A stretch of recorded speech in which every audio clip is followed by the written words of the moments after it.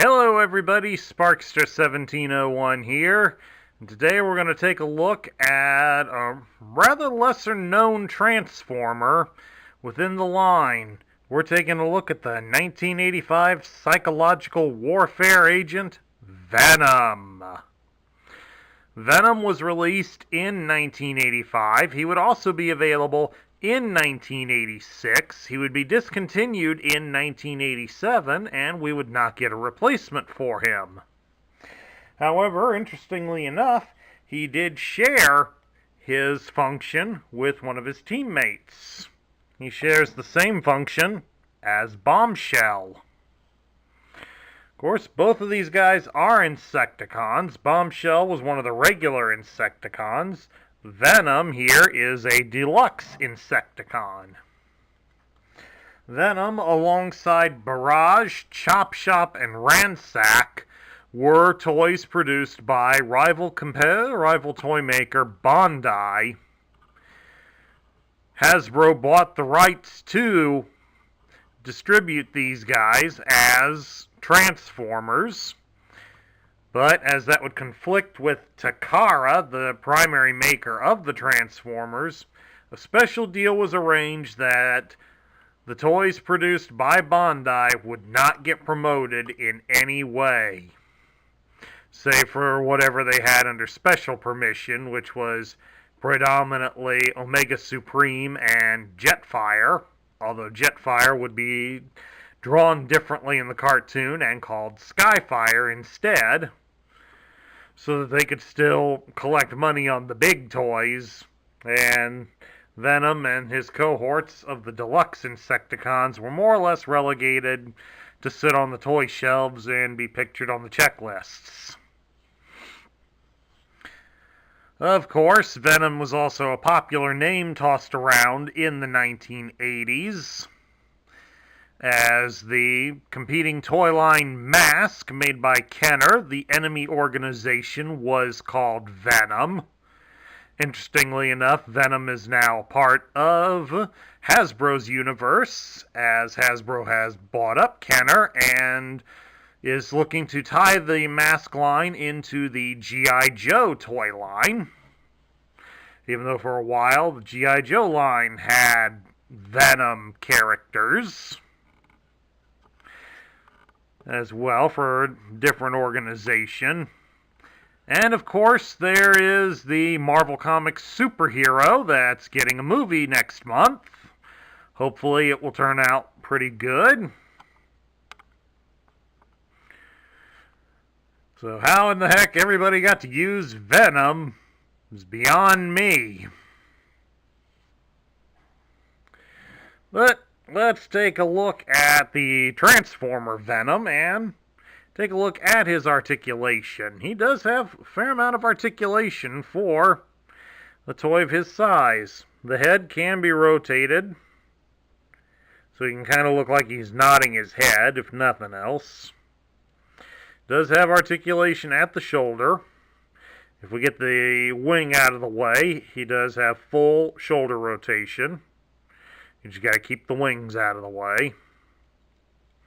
He does have a joint at his hips, so you can have him do something of a full splits, if you so desire. He does have a joint at the knee.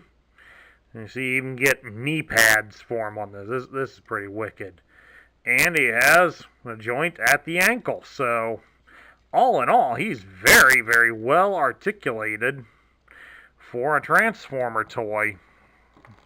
In a lot of cases, he's more articulated than many of his fellow Transformers, so score 1 for Bandai. The only problem is, he does tend to get a little top-heavy at times. So he does have a balancing issue, folks. Stay. Alrighty, to transform Venom, of course, like always, we start by removing all of his accessories. And we start by swinging his wings forward, like so. We'll grab his head by the stinger and fold it backward. like so. Then, of course, back here on his backside, we also rotate out the insect legs. You want to be careful as you do this. Don't force them. Because as you can see, they are thin plastic, so they will stiffen up if they haven't been used. But they will also break. And we're not going to fight that on these anymore. I don't want to break this toy. It's very hard to find. You're going to push the arms up against his shoulders, bring them down to the sides, and then put them inside of his body. Now they're kind of springy. You'll do the same with his fists as well to get them inside. Like that. Now, of course, we're going to push his hips together a little, turn him over, fold his feet all the way in. I'm going to shift his wings a little bit so it's easier to work with him. I'm going to take his legs, spread them out a little bit. You'll rotate them sideways so that the green kneecaps come inward. And then you fold them up flush against the body, keeping the green portion out the back. And just clamp it all together. And then we rotate his wings so they go to the back like that. And there you have it. Venom is in his alternate mode, an insect. Now, according to the More Than Meets the Eye guides, he is a cicada. Which, of course, cicadas are a summertime insect predominantly around here in Ohio, as we are famous for being one of the many areas that has the 17-year cicadas that come out every 17 years to breed and make noise all summer.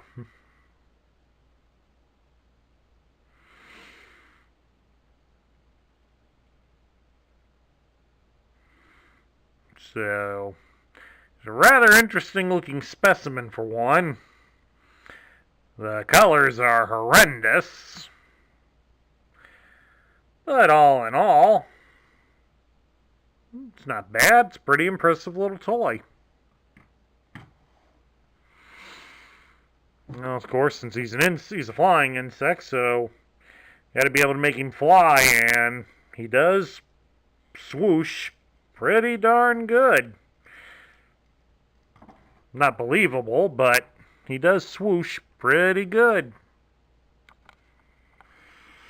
Let's take a look at Venom's accessories, and like the other deluxe Insecticons, he only had 2.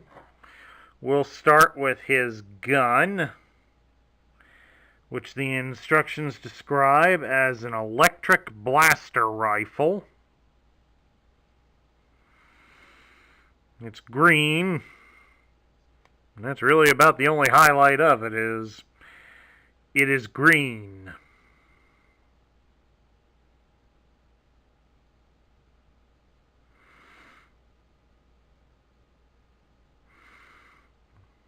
Okay, that's about it for it. Like all the deluxe Insecticons, he has a handheld weapon as well as a gun. In this case, he's got a battle axe.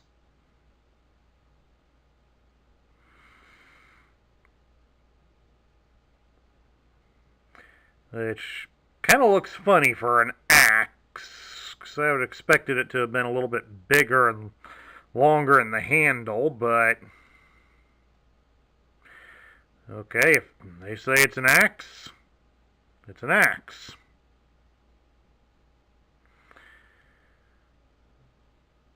I think it more looks like a punching blade, or kind of the vibro-knuckler units that they've described in the old Star Wars lore before Disney.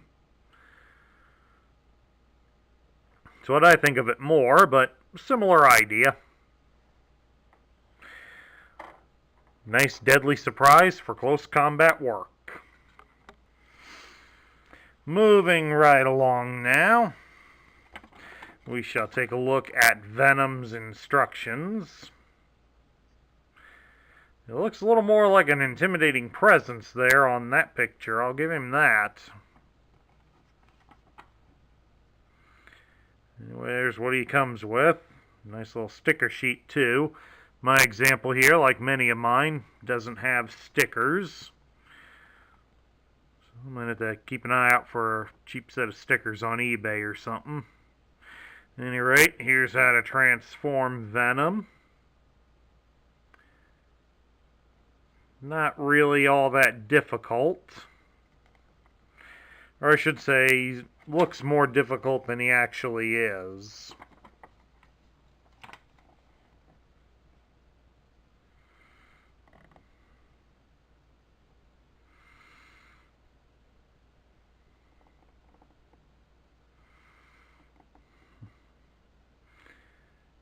And of course, lastly, we get how to put on the stickers.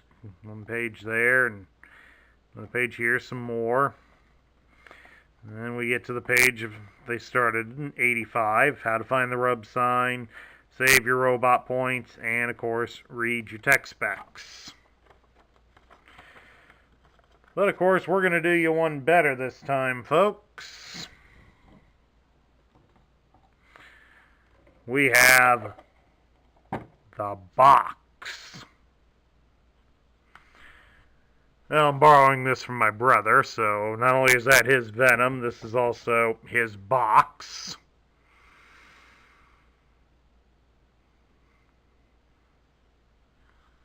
And of course, compare it to the regular Insecticon box as well, so you can definitely see the size difference between the two. There's Bombshell's box. And then the Deluxe Insecticon Venom's box. As you can see, it's not really all that much bigger. And the price tag on it, that's still on Bombshell here, he retailed for about $6, so I could see Venom here going for closer to $10. Maybe as high as 12. Not much more than that. Anyway, let's get that out of the way, and let's take more of a look at Venom's box. You can see it's all done in purple since he's a Decepticon. And up here you got the abridged version of the instructions. And of course, at the bottom shows off both modes and lists what he has. Strangely enough, it lists his axe here as a power axe, whereas the instructions says battle axe. And of course, they also don't spell axe with the other E, whereas on the box it does. Strange. And then of course we got here at the side, same thing as on the bottom, same thing over here.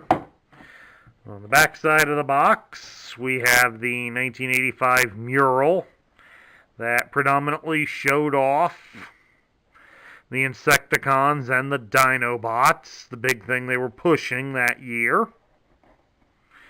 And of course, we have the robot points here, and as you can see, the deluxe figure, Venom, was worth 2 points. Come back Bombshell for a quick comparison. You can see Bombshell and the others would have only been worth 1, so yeah, like I said, maybe $12 at most for this guy. Back then, no good luck trying that now. At any rate, let's take a look at the tech spec here. It's done up in purple like the box was to show he's a Decepticon. It lists him as an Insecticon. It gives his name as Venom. And his function is psychological warfare.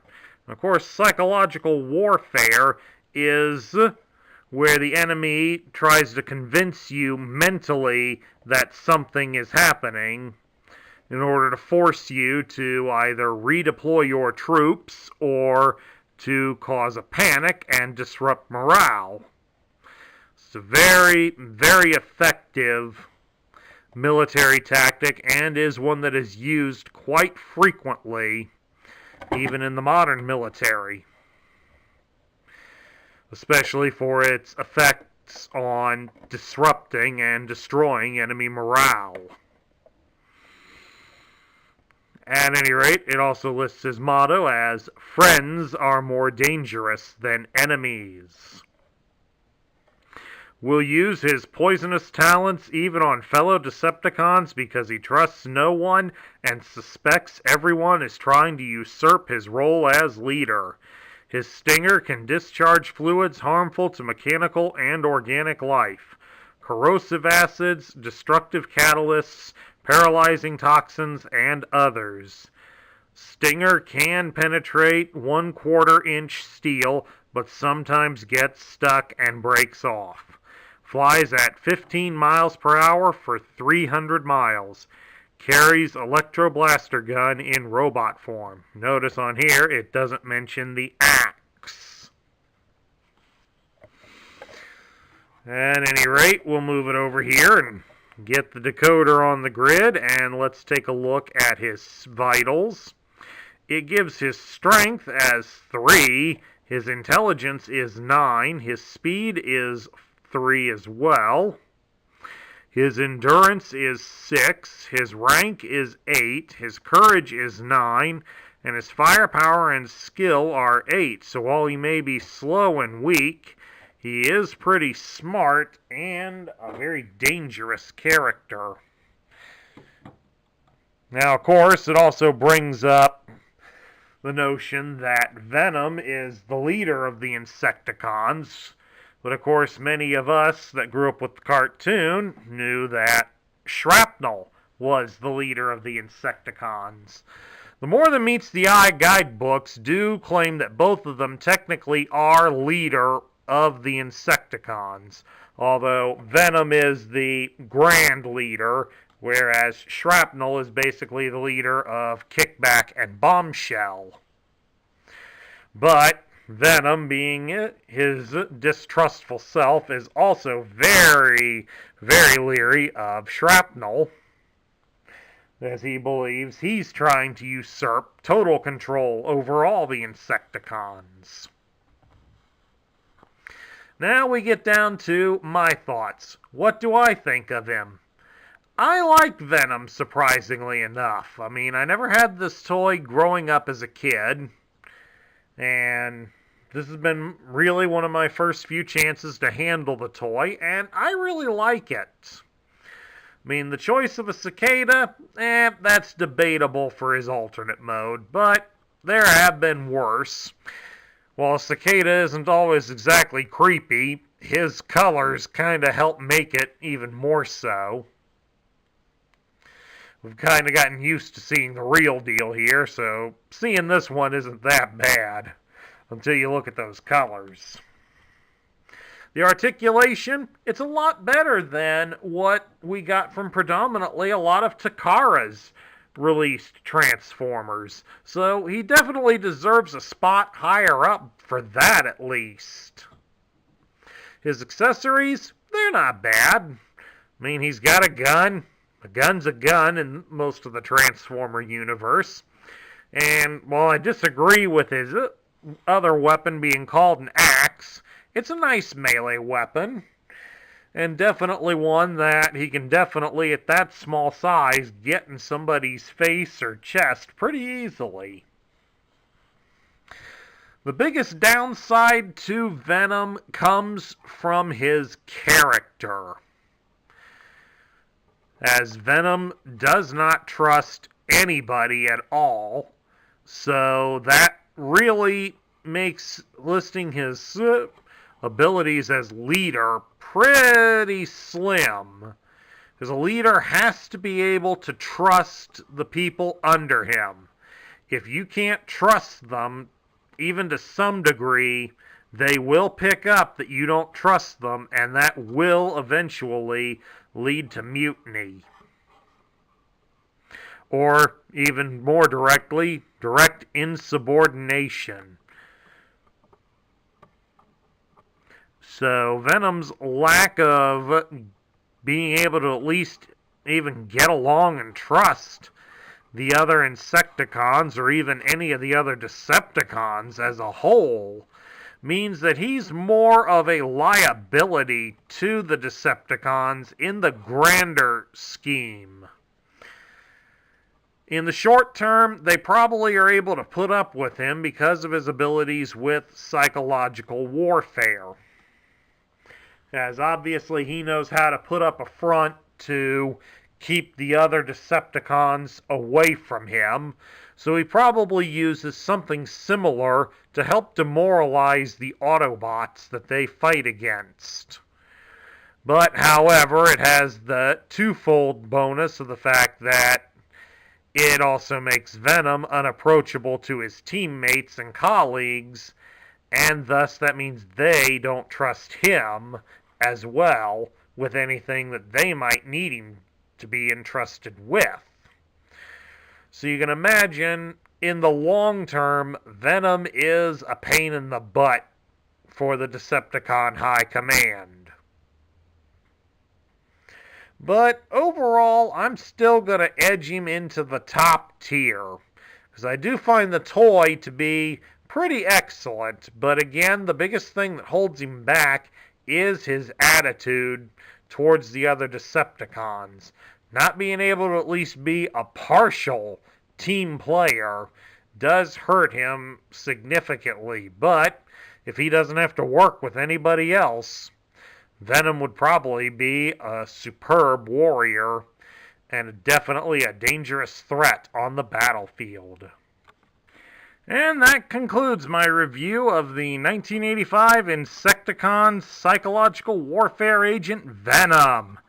If you like this video, please leave a thumbs up here on YouTube. Don't forget as well, hit that subscribe button down below and ring the bell so you can join our ranks and be notified of future videos when they're posted. Also, please consider leaving your thoughts about Venom in the comments section down below.